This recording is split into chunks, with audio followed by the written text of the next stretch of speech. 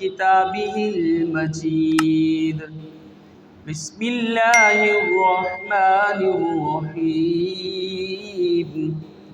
يا أيها النبي إنا أرسلناك شاهدا ومبشرا ونذيرا وداعيا إلى الله بإذنه وسراجا منيرا. آمنت بالله صدق الله العظيم. الصلاة والسلام عليك سيدي يا رسول الله.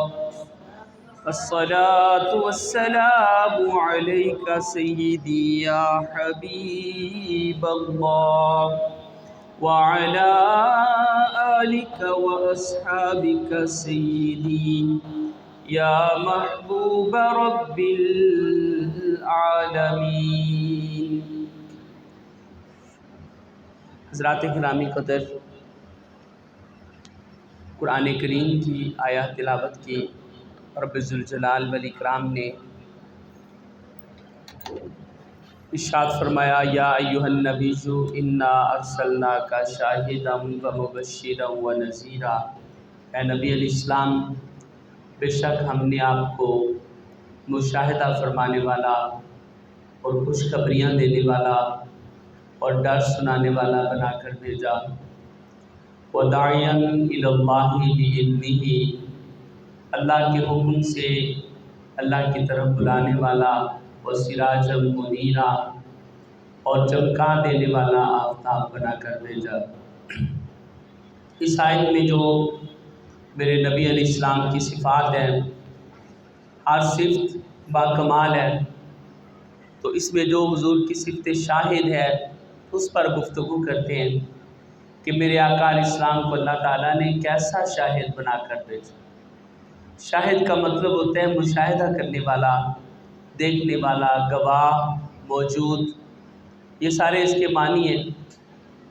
تو نبی پاک صلی اللہ تعالیٰ علیہ وآلہ وسلم کو اللہ تعالیٰ نے کیسا شاہد بنا کر بھیجا. قرآن میں اللہ تعالیٰ نے اس کی کوئی حد بندی نہیں فرمائی.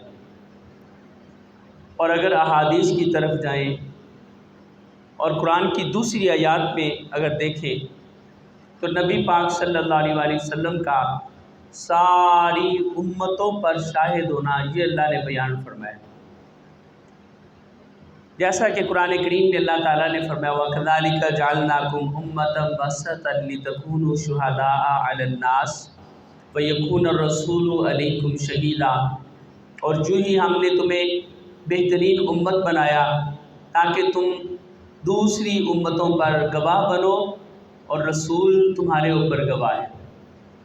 اس آیت میں ہمارے نبی صلی اللہ علیہ وآلہ وسلم کی تمام امتوں پر گواہی کا اللہ پاک نے ذکر فرمایا. اور بہت ساری قرآن کی آیات بھی ہیں، احادیث بھی ہیں. آیت کو سمجھنے کے لیے حدیث کی ضرورت ہوتی ہے اور حدیث کو سمجھنے کے لیے اچھی تشریح کی ضرورت ہوتی ہے. تو حضور کے شاہد ہونے پر اگر بات کریں تو اللہ نے میرے نبی علیہ السلام کو یہ عظمت اور مقام عطا فرمایا کہ حضور اگر اس جہان میں ہیں تو جنت والے جہان کا مشاہدہ کرتے ہیں، اگر وہاں ہیں تو اس جہان کا مشاہدہ کرتے ہیں. قبر انور سے وہ پوری دنیا کا مشاہدہ کرتے ہیں، اور جب دنیا کے جہان میں تھے تو قبور اور عالم برزخ کا مشاہدہ کرتے تھے. اس پر بے شمار احادیث ہیں. حضور میرے جاگتے ہوتے تو سونے والوں کی نیند کا مشاہدہ کرتے، حضور سوتے تو جاگنے والوں کے بیداری کا مشاہدہ کرتے. ایک بار میرے نبی علیہ السلام نے فرمایا اذا استيقظ احدكم من منامه فلا يغمسن يده في الاناء حتى يغسلها ثلاثا. جب کوئی فإنه لا يدري أين باتت يده. حضور نے فرمایا جب کوئی تم میں سے نیند سے بیدار ہو اسے چاہیے کہ وہ برتن میں ہاتھ ڈالنے سے پہلے 3 مرتبہ ہاتھوں کو دھوئے. وہ نہیں جانتا کہ اس کے ہاتھ نے کہاں رات گزاری. تو ایک شخص تھا جو منافقین تھے وہ موقع ڈھونڈتے تھے کہ حضور علیہ السلام بات کریں اور ہمیں کوئی موقع ملے اور ہم اس پر اعتراض کریں۔ تو ایک معترض نے اعتراض کیا کہ ہاتھ کہاں ہوتا ہے؟ ہاتھ تو جسم کے ساتھ ہی ہوتا ہے، تو جب باقی جسم پاک ہے تو ہاتھ کیسے پلید ہو گیا؟ جب یہ بات اس نے کی، سویا جب صبح اٹھا تو اس کا پخانہ نکلا ہوا تھا اور اس کا ہاتھ اس کے اندر وہ لتڑا ہوا تھا، لبڑا ہوا تھا۔ تو وہ ایمان بھی لے آیا اور دوسرے صحابہ نے مشاہدہ بھی کیا کہ حضور علیہ السلام کی بات کو نہ ماننا اور حضور کی بات پر اعتراض کرنے کا یہ انجام تو اس کا دنیا میں ہوا، اور اگر یہ ایمان نہ لاتا تو آخرت میں اس کا کیا انجام ہوتا وہ اللہ جانتا ہے، یا یہ جب اس وقت جانتا ہے کہ اس کے ساتھ ہو کیا رہی۔ تو خیر نبی پاک صلی اللہ علیہ وآلہ وسلم آرام فرما تھے کہ ایک درخت آیا، حضور علیہ السلام کے قدموں کی طرف کھڑا ہو گیا، کچھ وقت کے بعد وہ واپس چلا گیا۔ جو صحابی اس سفر میں حضور علیہ السلام کے ساتھ تھے، انہوں نے جب حضور بیدار ہوئے تو سوال کیا، یا رسول اللہ صلی اللہ علیہ وسلم، میں نے آج عجیب واقعہ دیکھا کہ وہ درخت چل کر آیا، آپ کے قدموں کی طرف کھڑا ہوا، پھر چل کر واپس چلا گیا۔ یا رسول اللہ ایسا تو کبھی ہم نے نہیں دیکھا، نہ ایسا ممکن ہے کہ درخت جو ہے وہ تنے پر یوں زمین چیرتا ہوا چل کے آئے، چل کے جائے، ایسا تو ہوتا نہیں۔ تو یا رسول اللہ یہ کیا معاملہ تھا؟ اگر یہ بات ہوتی ہمارے جیسی تو حضور فرماتے کہ بھائی میں تو سو رہا تھا، دیکھا تو نے، تجھے معلوم کیا معاملہ تھا؟ میں تو سو رہا تھا، لیکن میرے نبی علیہ السلام نے فرمایا کہ میرے صحابی وہ ایک درخت جب اسے پتہ چلا کہ میں اس کے نزدیک آرام کر رہا ہوں تو اس درخت نے اللہ کی بارگاہ میں دعا کی، یا رب العالمین تیرے نبی آخر الزمان یہاں تشریف لائے ہیں میرے قریب، مجھے طاقت عطا فرما، میں انہیں سلام کہنے جانا چاہتا ہوں۔ تو حضور نے فرمایا کہ میرے صحابی جب میں سو رہا تھا وہ درخت آیا، اس نے مجھے سلام کیا اور مجھے سلام کر کے وہ واپس چلا گیا۔ اب میرے نبی علیہ السلام سو رہے ہیں تو پھر بھی حضور کا مشاہدہ جاگنے والوں سے زیادہ ہے۔ جس بات کا جاگنے والوں کو علم نہیں، میرے نبی آرام فرما ہیں تو حضور اس چیز کا علم رکھتے ہیں۔ اسی پر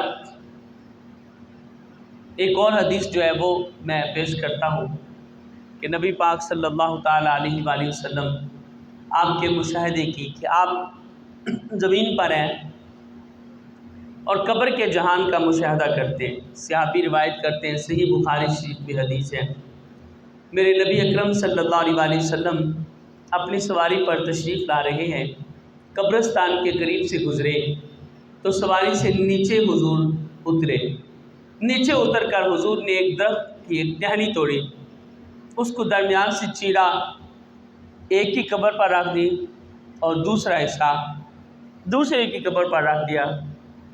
رکھنے کے بعد حضور علیہ السلام نے فرمایا کہ تمہیں معلوم ہے اپنے جو ساتھ حضور کے صحابی تھے کہ میں نے ایسا کیوں کیا؟ تو عرض کیا یا رسول اللہ، اللہ اور اس کے رسول جانے۔ نبی اکرم صلی اللہ علیہ وآلہ وسلم نے فرمایا ان دونوں قبر والوں کو قبر میں عذاب ہو رہا تھا، میں نے دیکھا تو میں نے اس عذاب کو دور کرنے کے لیے یہ ٹہنی توڑی اور ایک ٹکڑا اس پہ رکھا، ایک اس پہ رکھا، تو یہ اللہ کا ذکر کرتی رہے گی اور قبر والے جو ہیں وہ عذاب سے محفوظ رہیں گے۔ پھر حضور نے فرمایا ان میں سے ایک جو قبر والا تھا وہ پیشاب سے پرہیز نہیں کرتا تھا۔ کیا کرتا تھا؟ پیشاب سے پرہیز نہیں کرتا تھا۔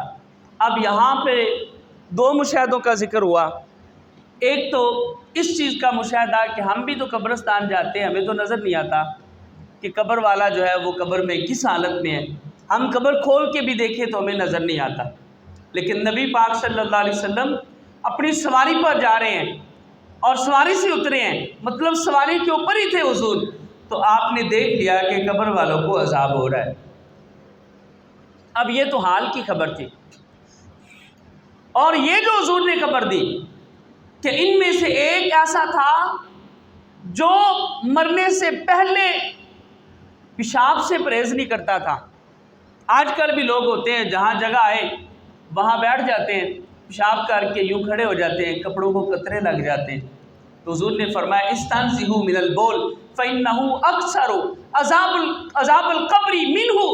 حضور نے فرمایا پیشاب سے بچنے کی کوشش کرو، اکثر لوگوں کو عذاب قبر اس برائی کی وجہ سے ہوگا جو پیشاب کی چیٹوں سے پرہیز نہیں کرتے. اور ہمارے جوان تو پھر جو فیس بک پر پوسٹیں لگاتے ہیں اسلامی اور پینٹ شرٹ پہنی ہوتی ہے، جب پیشاب آئے تو وہ کس طرح سے اس سے بچتے ہوں گے آپ سب کو پتہ ہے. تو حضرات گرامی قدر صرف اسلامی بات کر لینا کافی نہیں ہوتا، اس پر پہرا دینا، اس کا خیال رکھنا یہ بڑا ضروری ہے. تو حضور اسلام نے ایک کی حالت بیان فرمائی اور فرمایا جو دوسرا تھا اس کی حالت یہ ہے یمشی بالنمیمہ، وہ چغل خوری کرتا تھا. کیا کرتا تھا؟ دوسرا کیا کرتا تھا؟ چغل خوری کرتا تھا. تو اس وجہ سے اسے عذاب ہو رہا ہے. اب چغل خوری یہ ایک ایسا گناہ ہے کہ جو ہم میں سے بہت سارے لوگ جانے انجانے میں کر بیٹھتے ہیں.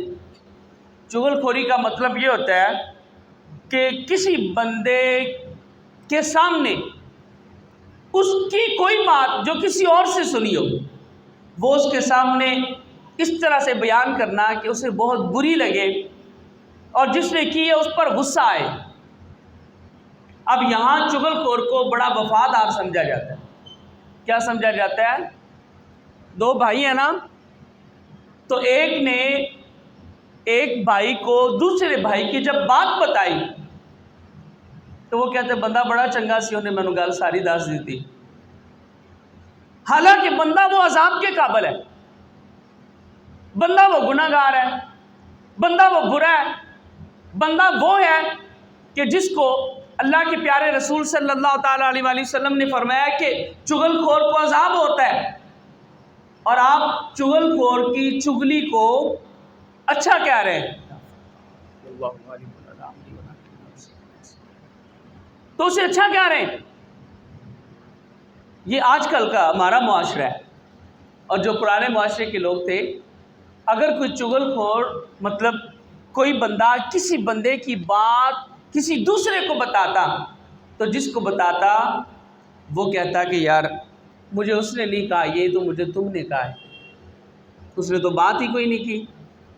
تو اس طرح سے حضور نے فرمایا کہ ایک پیشاب سے پرہیز نہیں کرتا تھا اور دوسرا چغل خوریاں کیا کرتا تھا.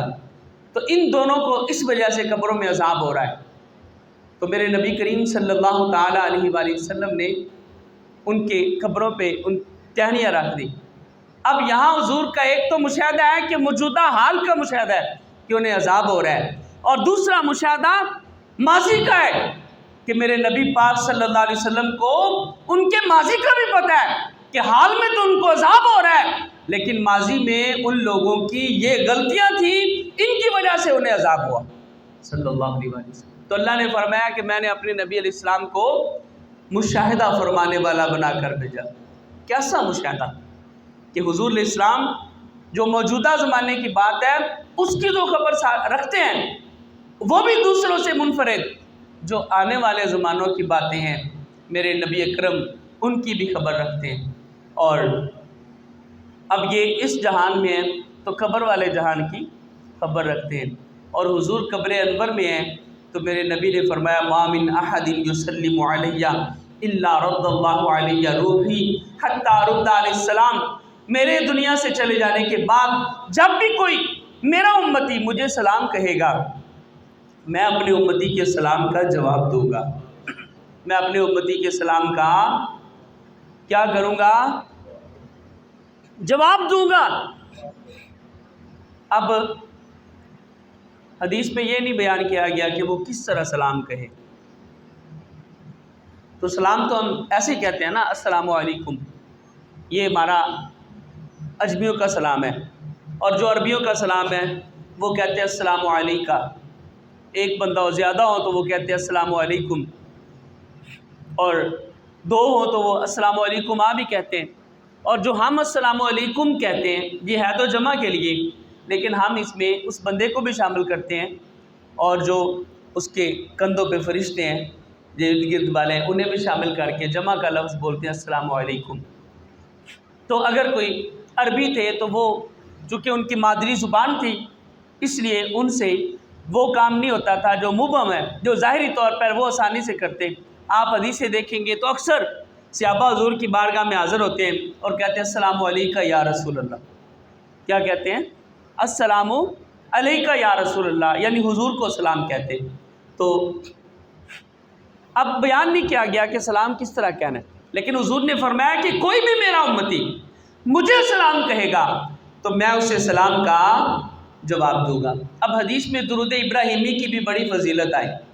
ہم سمجھتے ہیں کہ جو بندہ درود ابراہیمی سے انکار کرے وہ بندہ اسلام سے فارغ ہو جائے گا، اس کی بڑی فضیلت ہے، لیکن کیا درود ابراہیمی پڑھنے سے حضور کو سلام ہو جاتا ہے؟ یہ ایک سوال ہے جو حضور نے فرمایا کہ کوئی بھی میرا امتی مجھے سلام کہے گا میں اپنے امتی کے سلام کا جواب دوں گا۔ پورا درود ابراہیمی ترجمے کے ساتھ آپ پڑھیں، اس میں سلام کا لفظ نہیں ہے۔ تو اس کا مطلب یہ ہوا کہ جو صرف درود ابراہیمی ہی پڑھتے ہیں اور کوئی درود نہیں پڑھتے انہیں تو پھر حضور کی طرف سے سلام کا جواب نہیں ملتا ہوگا، وہ سلام کہتے ہی نہیں تو جواب کیسے ملتا ہوگا؟ تو الحمدللہ حضور کی طرف سے جو سلام کا جواب ملتا ہے وہ ان لوگوں کو تو ملتا ہی ہوگا جو یہ کہتے ہیں الصلاۃ والسلام علیکہ یا رسول اللہ، انہیں ملتا ہوگا کیونکہ اس میں سلام موجود ہے۔ اور جب حضور نے فرمایا میرا امتی سلام کہتا ہے تو میں کیا کرتا ہوں؟ اپنے امتی کے سلام کا جواب دیتا ہوں۔ یہ میرے نبی کا مشاہدہ ہے، اور مشاہدہ یہاں پہ کس طرح ثابت ہو رہا ہے کہ کوئی یہاں پہ سلام کہہ رہا ہے۔ حضور نے یہ نہیں فرمایا کہ سعودیہ والوں کے سلام کا جواب دوں گا، شام والوں کے سلام کا جواب دوں گا، عرب والوں کے سلام کا جواب دوں گا۔ فرمایا ما من احد، کوئی بھی ہو جب سلام کہے گا تو میں سلام کا جواب دوں گا۔ ایک بندہ حضور کی بارگاہ میں حاضر ہوا، سلام پر بات تھوڑی سی آ گئی تو یہ میں کرنا چاہوں گا۔ آج کل لوگ پوچھ لیتے ہیں جی یہ کام جائز ہے کہ نہیں۔ تو ایک بندہ حضور کی بارگاہ میں حاضر ہوا، عرض کیا یا رسول اللہ صلی اللہ علیہ وسلم میرے گھر میں فاقہ رہتا ہے۔ کیا رہتا ہے؟ گھر میں فاقہ رہتا ہے۔ تو حضور نے فرمایا جب تو اپنے گھر میں جائے تو سلام کیا کر، اس کے بعد مجھ پر سلام کہا کر۔ اپنے گھر میں جائیں تو پہلے کیا کرنا ہے؟ گھر والوں کو سلام کہنا ہے، اس کے بعد کیا کرنا ہے؟ حضور نے فرمایا مجھے سلام کہنا ہے، پھر سورہ اخلاص پڑھنی۔ تو بھائیوں اس بندے نے یہ سب کرنا شروع کر دیا۔ وہ صحابی کہتے ہیں کہ پہلے میرے گھر کا خرچہ پورا نہیں ہوتا تھا، اب اللہ نے مجھے اتنا دیا کہ میں گلی میں ارد گرد والے لوگوں کا خرچہ بھی اٹھا لیتا تھا۔ ایک تو عمل مل گیا آپ کو، اور ایک مسئلہ اس میں سے ثابت ہوتا ہے۔ اور مسئلہ کیا ہوتا ہے؟ حضور نے فرمایا کہ جب تو اپنے گھر میں جائے تو گھر والوں کو کہنا ہے السلام علیکم، پھر مجھے سلام کہنا ہے۔ اب یہ بتاؤ کہ جو نبی پاک کو سلام کہنا ہے وہ کس طرح کہے گا؟ تو وہ السلام علیکم کہے گا نا۔ کیا کہے گا؟ السلام علیکہ یا رسول اللہ۔ جو عربی ہے وہ کہتے ہیں السلام علیکہ، تو وہ کہے گا السلام علیکہ یا رسول اللہ۔ کیا کہے گا؟ بولو۔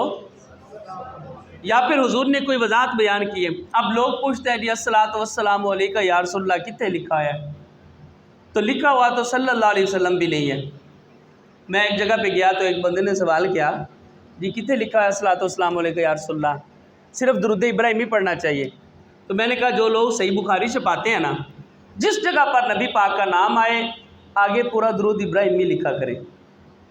وہ آگے لکھتے تھے صلی اللہ علیہ وسلم۔ تمہارے مکتبے جو سلفیوں کے ہیں وہ بھی لکھتے ہیں، جو رمانیوں کے ہیں وہ بھی لکھتے ہیں، جو سنیوں کے ہیں وہ بھی صلی اللہ علیہ وسلم لکھتے ہیں۔ یہ صلی اللہ علیہ وسلم تو حضور نے پڑھنے کا حکم ہی نہیں دیا، حضور نے تو درود ابراہیمی پڑھنے کا حکم دیا ہے۔ تو جس جگہ پر نبی پاک کا نام آئے بخاری شریف میں پورا درود ابراہیمی لکھا کرو، تاکہ بخاری کی اگر 2 جلدیں ہیں تو 6 بن جائیں۔ نہیں جی وہ تو پھر ایویں لکھی سی آنا چوکھا کیویں لکھاں گے۔ تو پھر میں نے کہا کہ اگر ایسے ہے نا تو پھر درود پڑھنے کی دلیل نہ مانگ، دلیل مانگنی ہے تو اس کام کی مانگ جس کام سے اللہ اور اس کے رسول نے منع کیا۔ میں نے کہا تصویر لٹکانے سے منع کیا گیا۔ اب یہ الیکشن ہونے والے ہیں تو ہر ایم پی اور ایم این اے کے پاس جانا اور جا کر کہنا نبی پاک نے تصویر لٹکانے سے منع کیا، یہ تصویریں نہ لگاؤ۔ جس سے منع کیا حضور نے اس سے روکو، جس سے منع نہیں کیا اس سے روکنے آ جاتے ہو۔ جس کام سے منع ہی نہیں کیا حضور نے وہ روکنے آ جاتے ہو، اور جس کام سے حضور نے منع کیا ہے وہ روکنے کیوں نہیں جاتے؟ میں نے کہا میں تمہیں بندے دکھاتا ہوں شہر میں بھی اور دیہاتوں میں بھی جنہوں نے کنڈیاں لگائی ہوئی ہیں، تو جا کے انہوں نے منع کر۔ اگر تمہیں ایڈا ہی شوق ہے حق بات گل آکھن دا تے انہوں نے منع کر۔ جڑے چور نے، جڑے نبی پاک صلی اللہ علیہ وسلم دی نافرمانیاں کردے ہیں، جا کے انہوں نے منع کر۔ تینوں منع کرن دا سارا زور صلاۃ السلام والے تے پورا ہوندا ہے تیرا، تو بندہ چپ۔ میں آکھا ہن تو کرنا ہی منع، ہن جدو الیکشن آون نا ایم پی صاحب کو جاویں تصویر لٹکاون تو حضور نے منع کیتا ہے بھائی جی یہ نہ لاؤ، چپ۔ تو یہ بات جو ہے یہ صرف اور صرف ایک تعصب، انا پرستی میں ہے، ورنہ آپ کو میں نے 2 حدیثیں سنائی ہیں اس موضوع پر، اور بھی بہت ساری ہیں، جن میں سے ایک حدیث کون سی سنائی ہے میں نے کہ حضور نے فرمایا گھر میں جائے تو گھر والوں کو سلام کہے پھر مجھے سلام کہے، تو وہ السلام علیکہ ہی ہوتا ہے۔ اور دوسری حدیث میں نے اس سے پہلے سنائی جس میں سلام کا ذکر ہے، اور تیسری حدیث جو ہے وہ جو ہم اتحیات میں پڑھتے ہیں السلام علیکہ ایھا النبی ورحمۃ اللہ وبرکاتہ، یہ بھی سلام۔ خیر بات لمبی ہو گئی اور وقت جو ہے وہ ختم ہونے کو ہے، تو میں آخری چند لمحات میں حضور علیہ الصلوۃ والسلام جو ہیں آپ کی قبروں کے اندر کی نظریں، ان کے مشاہدے وہ میں نے بیان کر دیے۔ جو لیٹا ہے وہ ٹھیک ہے، لیٹا ہے ان کو پھر کیا کر سکتے ہیں۔ اور قبر سے جو باہر کے مشاہدے ہیں میرے نبی کے، وہ کیا ہیں؟ میرے نبی کریم علیہ الصلوۃ والسلام نے ارشاد فرمایا کہ میرے صحابہ جب قبر سے جو باہر کے مشاہدے، فرمایا جب بھی کوئی میرا امتی مجھے سلام کہے میں اپنے امتی کے سلام کا جواب دوں گا۔ درود ابراہیمی میں سلام نہیں آتا، لہٰذا درود ابراہیمی پڑھنے والوں کو نبی پاک کی طرف سے جواب نہیں ملتا، اس میں سلام کا لفظ ہی کوئی نہیں ہے۔ حضور نے فرمایا جب بھی میرا امتی مجھ پر سلام کہتا ہے، ارد علیہ روحی، اللہ میرے فوت وصال کر جانے کے بعد میری روح لوٹا چکا ہوگا، حتی ارد علیہ السلام، حتیٰ کہ میں اپنی امتی کے سلام کا جواب دوں گا۔ کیا کروں گا؟ سلام کا۔ اب یہ قبر انور کے اندر کی بات ہے اور باہر کا مشاہدہ ہے، باقی انشاءاللہ حضور کے مشاہدے پر اگلے جمعے پر گفتگو ہوگی انشاءاللہ تفصیل سے۔ اللہ پاک مجھے اور آپ سب کو عمل کی توفیق